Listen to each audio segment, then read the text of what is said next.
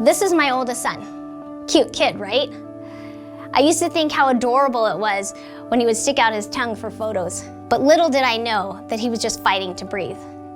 So I bet you're wondering, where should the tongue be?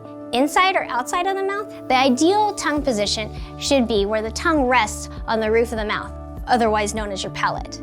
When the tongue is not in that position, it can lead or indicate breathing problems, tongue tie, and even lead to poor jaw development and malocclusion, otherwise known as crooked teeth. Ever had ortho treatment?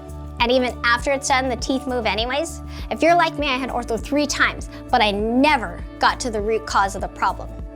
The tongue is nature's natural expander.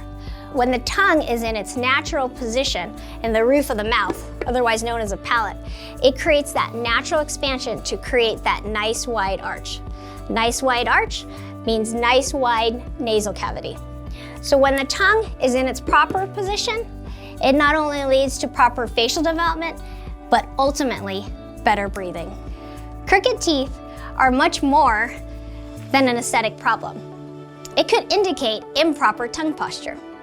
When the tongue rests in the roof of the mouth, it creates that natural expansion we need to get that broad U-shaped arch. Broad U-shaped arches allow for all the teeth to come in. When the tongue isn't resting in the roof of the mouth, we get narrow V-shaped arch development, which means the teeth have no room to come in. Narrow arches mean also narrow nasal cavities. A narrow nasal cavity means limited nasal breathing.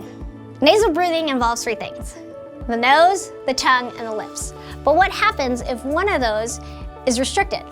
A tongue tie is where the tongue is physically tethered to the floor of the mouth, making it unable to rest in its natural position in the palate. As we know, improper tongue position leads to poor arch development and, ultimately, problems with chewing, swallowing, and even speech. Fortunately, there is a procedure that can help release the tongue so that it is able to function properly. When the tongue doesn't go to the roof of the mouth or doesn't have room in the roof of the mouth, the tongue tends to thrust forward in order to create a swallow. When the tongue thrusts forward, that's an improper swallow pattern. That tongue thrust creates unwanted forces on the teeth, moving the teeth in undesirable positions. Fortunately, myofunctional therapy can retrain the tongue to its proper function.